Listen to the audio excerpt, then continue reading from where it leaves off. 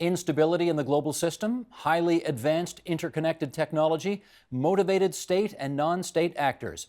It reads like the list of ingredients for a world of cyber trouble. Making it more difficult still, it's a hidden landscape, which makes knowing where threats come from or who has the power to stop them very, very tough.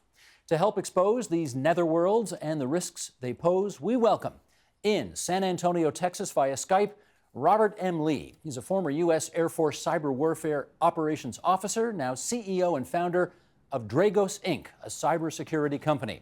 In Washington, D.C., Melissa Hathaway, former cybersecurity advisor to U.S. Presidents George W. Bush and Barack Obama, now president of Hathaway Global Strategies, LLC. In Cambridge, Massachusetts, Ben Buchanan, a fellow at Harvard's Cybersecurity Project and author of The Cybersecurity Dilemma: Hacking, Trust, and Fear Between Nations. And here in our studio, John R. Lindsay, Assistant Professor, Digital Media and Global Affairs at the Munk School of Global Affairs at the University of Toronto. And we are happy to welcome all four of you to our program tonight. And we'll start by putting up this graph here to indicate what we will be and what, I guess more importantly, we won't be talking about tonight. There is a chart showing the motivations behind reported cyber attacks last year. Almost 3/4 is cyber crime. That's criminals trying to carry out criminal activities. We go on to the second most, which is so-called hacktivists, those who use hacking for political or social agendas. That's not what we're talking about tonight. We're going to talk about the next two, which are smaller on the chart but hugely important. Cyber espionage, that's most likely state-affiliated groups looking to gain access to confidential information. And cyber warfare, which is states penetrating other states to cause damage or disruption. Those may be small numbers, but they are double what they were in years before, so let's start on that. Ben, who are the major nation-state cyber powers in the world today? Well, there's no doubt that the United States has incredible offensive and, to some degree, defensive capabilities, but there's also true that states like China, Russia are developed capabilities and have shown a capacity and willingness to use them over the previous few years. But this is an area that's continuing to grow, and smaller nations, Iran and North Korea, are also building up their capacity to act in the cyber domain. Robert, if that's the case, do these cyber capabilities of these smaller countries give them far more heft on the world stage than they otherwise might merit? I think that's very true. So we even saw this in the lead up to the nuclear negotiations between Iran and the U.S., where Iranian operators broke into a number of locations around the U.S. in hopes of extra political leverage. So I absolutely think that these are capabilities being leveraged to try to tilt the scales a bit. Melissa, can you just sort of amplify on that a bit? It used to be that, if you had the biggest army in the world, you were the scariest dude on the block. Not the case anymore? No, it's not the case anymore. There's more than 100 countries that are capable, cyber capable, and it presents a great asymmetric capability that for the more connected you are as a country and the more dependent upon you are on the internet, the more you have to lose. And so therefore those countries who are less connected but still have the capabilities can leverage a lot of harm. Ben, we have heard you refer to the Chinese as loud burglars. What do you mean by that? Well, I think the reputation of the Chinese in the first decade of the 2000s was loud burglar jewel thieves, in that they would break in, they had a clear economic incentive to take intellectual property, but they maybe didn't spend as much time as some other more sophisticated actors in covering their tracks. Now, it's hard to generalize across all Chinese activity. There certainly is a range of capacities, but that probably was a generalization that held true for quite a while there. John, the one country we haven't heard listed yet is Canada. Where are we in all of this? Well, Canada looks very good on paper. The United Nations ITU lists Canada as number 2 behind the United States. But when you actually look at what's being done and the activities and the threats that Canada faces, the situation is a little bit more murky. Canada has not updated its strategy since 2010. The Snowden documents in 2013 have raised a lot of questions about what CSE is actually doing, and a lot of firms are really worried about their competitiveness in the cyber age. Now, if we get hacked, does the Canadian government give people in our country permission to hack back? Well, no. Hacking back is still considered a crime in the United States. It could be prosecuted under the Computer Fraud and Abuse Act. There's similar statutes in Canada, so that is not allowed, but it certainly happens a great deal. Melissa, I heard you trying to get in. Yeah, well, this is one of the things, Canada is in the middle of updating its strategy and just has had a call for papers from industry and starting to think about how and struggle with these particular challenges.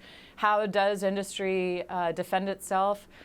Canada just also recently stood up the Canadian Cyber Threat Exchange to promote that information sharing to increase the defensive posture of both the private sector and the public sector. And so I think you're going to start to see things in Canada change over the next coming months. Under Prime Minister Trudeau, they're going to announce a new policy, and I think you're going to see some new activities in Canada. And new activities meaning we'll get better at this, or what? I think that it's a renewed focus for Canada, and I think that there's going to be significant investment in both capability and manpower. Understood. Robert, let me take you overseas for a second, because I think you were the first on the scene to investigate something that happened in Ukraine in 2015, an attack on the power grid there. What happened?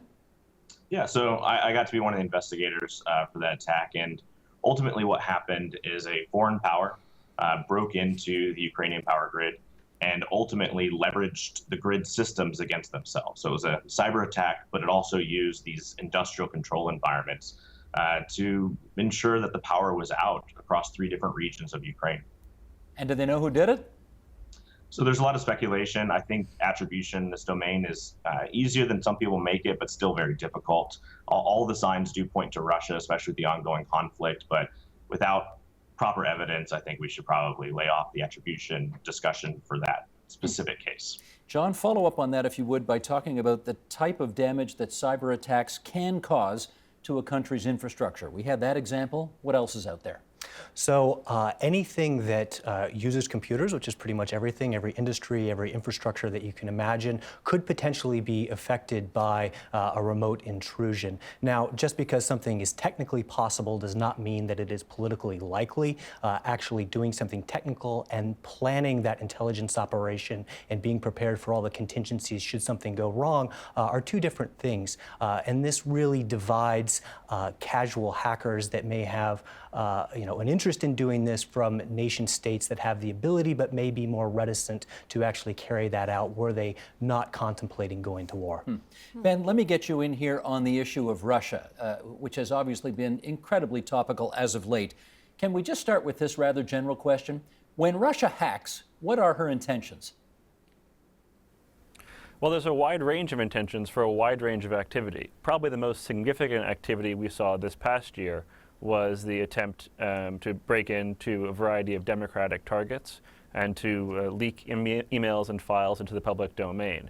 And the consensus, and I think there's good reason to buy into this, is that that activity was done with the intent to influence and potentially disrupt the American political season and the American election, which in a lot of ways I think it represents a sea change and a watershed moment in using cyber operations to carry out traditional forms of influence operations. There's no question that was mischievous, but there is, I think, still a great deal of debate as to how influential that was in the outcome of the election.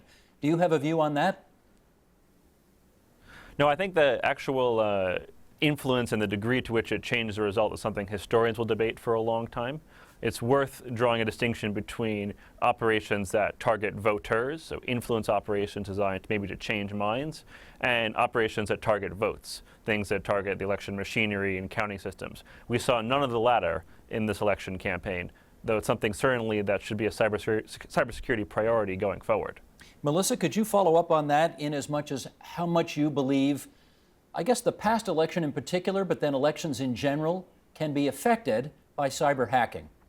Well, I think that this is about exposure of information for the purposes of embarrassment, blackmail, and influence, as was said. And I think that as a counter to that is developing the counter narrative and to be transparent about the information. The more you hide the information, and if I can steal it and expose it, then that's a risk to you. So I think as you start to look at the elections that are getting ready to happen in France and in Germany and the Netherlands and across Europe, the Europeans should take note of that transparency and full disclosure might be the best counter narrative to somebody who's trying to steal the information to influence the hearts and minds of your citizens. And have you come to a conclusion yourself as to whether or not what the Russians did during the American election season was merely mischievous or actually affected the outcome of the election? I don't believe that it affected the outcome of the election. I think that there was a lot of challenges here in the United States and many people who wanted to see things change. I think the information just actually fueled the arguments on both sides. If I could jump in on this, specifically with all of these topics sort of weaving together, there's really two themes forming of perception and visibility. And this discussion of affecting the outcome or how much damage could you do to a power grid or what is the intent, all those things affect people's perceptions. And if you have folks that voted for Hillary that perceive that the outcome of the election was affected, that's a real impact regardless. In the same way, policymakers fear that Russia wants to take down the U.S. power grid and can do more damage maybe than they actually can. That perception drives policy. Yeah, but I think, though, that when you start to look at, and it was said earlier, the DYN attack, or the distributed denial of service attack that occurred in October here in the United States, was caused by 3 teenagers and brought down major businesses down for hours, if not almost for an entire day on the East Coast. If 3 teenagers can launch a distributed denial of service attack that brings down e-commerce, then we should be very concerned about the resilience of our country to a real nation state. And we should start to be transparent about what's going on and the pre-positioned weapons that are in our critical infrastructure and what happens when and if they're detonated. That's some of the things that our countries need to start talking about. Yeah, I absolutely agree on the transparency, but I don't think anybody serious in the debate is saying that teenagers broke into the DNC or that teenagers are taking down the power grid. I think you're absolutely right in the transparency and the resiliency.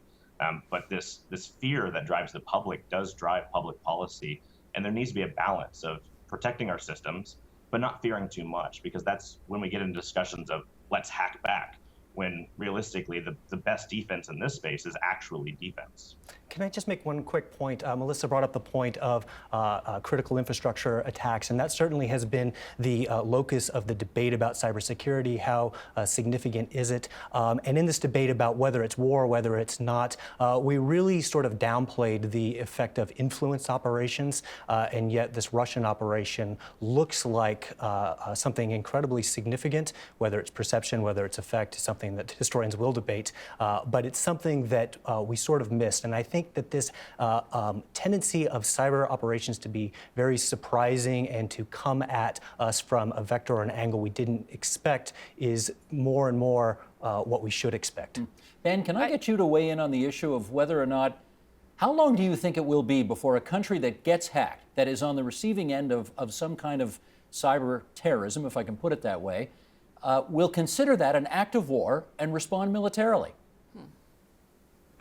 Well, the United States has already given itself the option to do that with its declared cyber strategy and what the U.S. calls the doctrine of equivalence. So that gives them the option to use a kinetic weapon in response to a cyber attack. I think we're a ways off from seeing that actually happen, in part because that strategy and the openness of that strategy does create a deterrent against another nation with a lot of targets to hit back at from launching a cyber attack if they recognize there's a risk of a kinetic strike. So the policy right now, I think, at the very, very tip of the spear, we're talking about the most sophisticated attacks, probably is having a deterrent effect, which is working. We'll see how long that continues to be the case, but right now I don't see it in the immediate future. Melissa, in your view, what would it take on the receiving end? How significant a body blow, if you like, before the United States were to respond militarily? That's very unclear. We generally in the United States, as well as actually most of the United Nations countries, have said that we're going to follow the laws of armed conflict, which means it has to be loss of life and destruction of property would have to meet a specific threshold for us to actually engage from a military perspective. I could imagine, though, a preemptive move if we thought that there was something significant going to be coming against the United States to prevent such an activity going forward. Gotcha. Robert, let's look to other countries then around the world. Do you see any other countries on a list that you might be keeping who might respond militarily with boots on the ground, for example, even to some kind of cyber attack? Yeah, I think if you look at the Ukraine sort of Russia conflict ongoing, it's a really good case study, not only in actually the perception, but again, the actual attacks, but even a case study in how we respond. So, the question of will the U.S. do something, I think that the fact that that's unanswered is very troubling. When we looked at the Ukraine attack, one of the things that bothered me personally is it was a clear attack on civilian infrastructure by some foreign power likely based out of the Russian state. And yet not a single senior U.S. or senior government representative around the world came out and condemned that attack. So we're not even to the place where we're quick in our response to condemn something, let alone actually respond with some real means. John, is there an and maybe understanding is the wrong word, but is there an understanding, or I guess what they used to call back in the day a gentleman's agreement among countries around the world, that unless we suffer a loss of life, at the very least, we're not going to respond militarily to cyber hacking? Is that out there? Well, I think this entire question is a fundamentally political question. Whether something happens, it's really going to depend. Does it happen in the context of elevated tensions? Does it happen in the context of an adversary that has capabilities other than cyber, where you may be looking at a major escalation?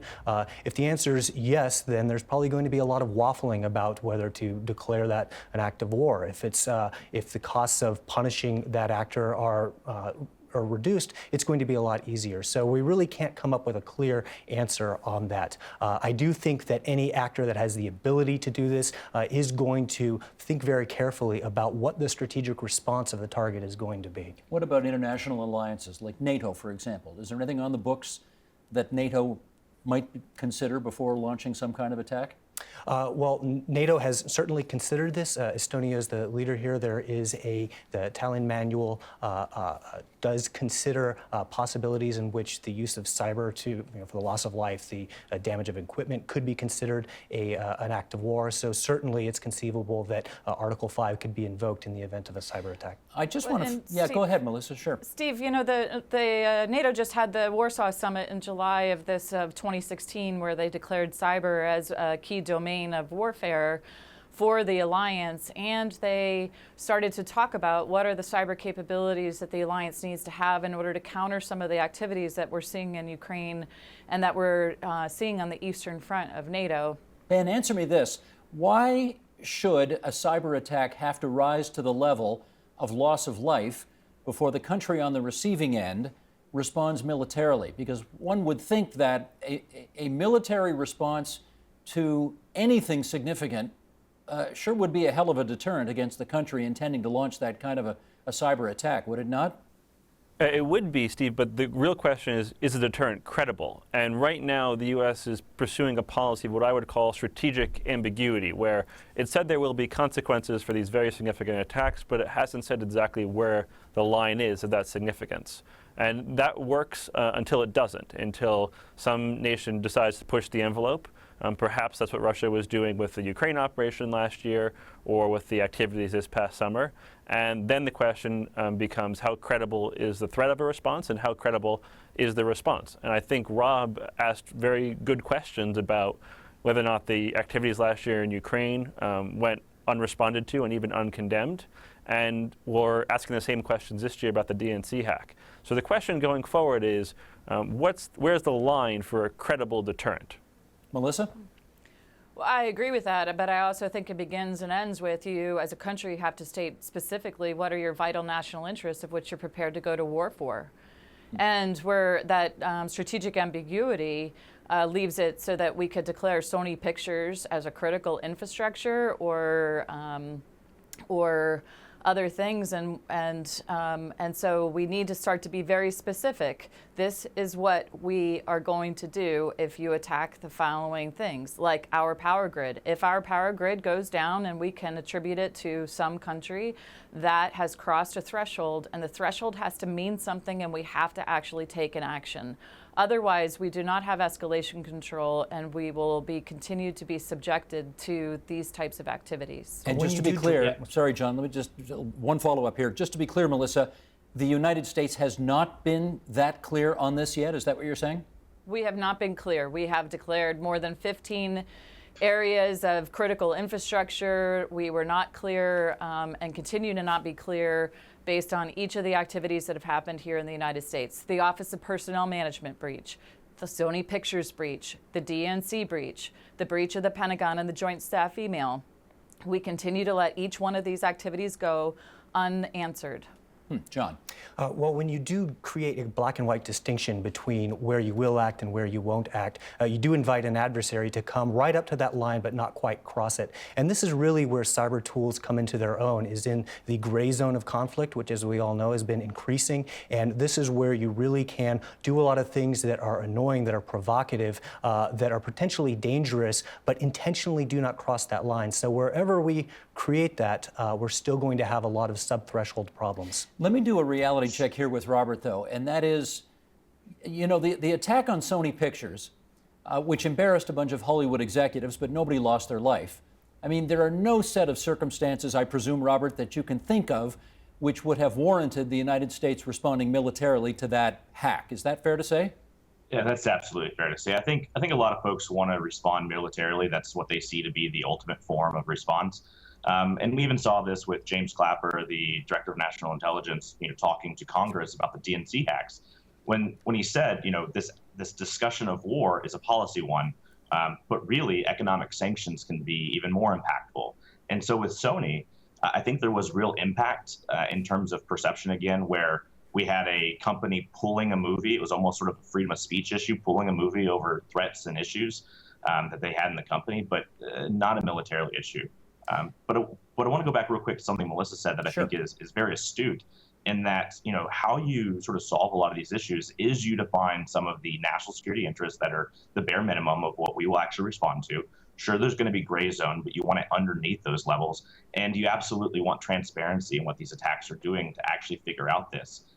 In Ukraine, the ultimate decision not to go on the Rose Garden from President Obama and have a speech, the ultimate decision came down because two people in the White House staff were confused on what the term cyber attack meant, and they weren't sure if they could call it a cyber attack. We've got to fix that. Boy, oh boy, what do you think of that? Well, I think this is, to Melissa's point again, it's ridiculous that we continue to rely on policy alone. We need to begin to have more technical leadership in government positions, not just people with management and policy backgrounds. There's that merger between the two, but we have to have an understanding of what's actually sort of factual from a technical perspective, and then address it with policy instead of thinking that policy can fix all. And Melissa, let me just follow up on what you said before, which is I'd like to get your read on why you think the United States has not been as clear as you believe it needs to be on this front. Well, I think that the United States has not really thought through its overall dependence on the internet and the information communications technologies, and really kind of is pursuing an economic policy and a modernization policy and not thinking through the security and resilience.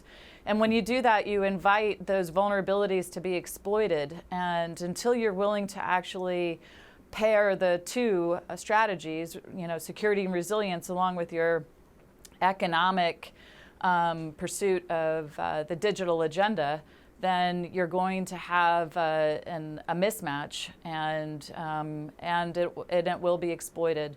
So I worry about the fact that these are not aligned policies in the United States. Actually, they're not very much aligned anywhere. And that adversaries, and whether it's from criminals to hacktivists to nation states, have figured it out, that this is their asymmetric advantage and will be using it against us for the foreseeable future until we actually start to make national security and resilience and cybersecurity top of mind among all of our business and government leaders. Ben, having said that, should we anticipate that because the United States probably at some point will get its act together on this and will be clear about this because they will listen to Melissa eventually, should we assume that there will be fewer cyber attacks in the future or not? I'm not sure I'd make that assumption. Certainly I think that there's greater interest in the post-Snowden era and the post-Stuxnet era and now the post-Ukraine and post-DNC era of nations interested in pursuing and developing these capabilities, because they're starting to recognize what they can do as tools of statecraft. And I think it's worth noting as well that as good discussions we've had about response here, and the United States certainly has the nicest rocks to throw back when it comes time to respond, we also live in a pretty glassy house. And it's important at the end of the day to simplify the problem as we see greater actors and more actors coming into play here, and increase our level of basic cybersecurity defense. I think Rob is quite right that this is not only a policy problem, this is fundamentally a technical problem, and it requires technical will and investment across the broader American enterprise, public and private sector, in order to reduce the number of actors who can get in and can do damage and simplify the broader strategic challenges. John, I want to do an analogy with nuclear weapons here, and that is we've got basically 7 decades in place of laws, of safeguards, of understandings, of track record on how to make sure nuclear weapons don't accidentally go off, to make sure that there are hot phones, red phones, et cetera, between major nuclear powers. All of that is in place. Do we have anything like similar rules of engagement or controls as it relates to cyber attacks among nations? We do not, and we're probably unlikely. These weapons have fundamentally different political properties. Nuclear weapons are terrible, but they are clearly terrible. Everyone understands that they're ghastly, and everyone understands what the consequences of a nuclear exchange would be. Cyber weapons are ambiguous. They depend on deception. They're hard to understand. When you draw a line, there's always somewhere else to go. So it's very difficult to come up with an agreement and say, I promise that I will not be deceptive in the future. So to loop back to what we were saying, I expect that there will be more attacks in the future, no matter what lines that we draw. We're actually entering a new golden age of espionage that is facilitated by this interconnectivity. A golden age of espionage.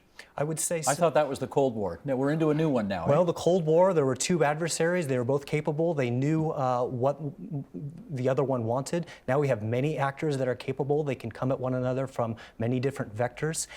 And it works because they also benefit from cyberspace. And we should not forget that there are tremendous economic benefits that flow from interconnectivity, that flow from innovation.